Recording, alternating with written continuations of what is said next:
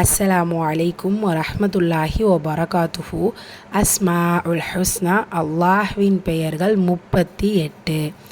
அஷ்ஷஹீத், சாட்சியானவன் அல்லது சாட்சியாளன். எவர் விட்னஸிங். அஷ்ஷஹீத், சாட்சியாளன். எவர் விட்னஸிங்.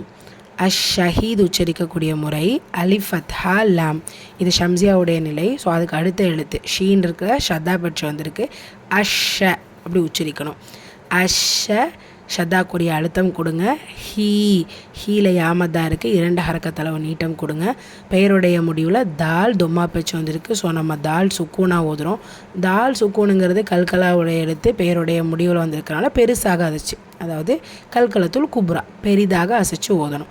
அஷ்ஷஹீத், சாட்சியாளன். எவர் விட்னஸிங்.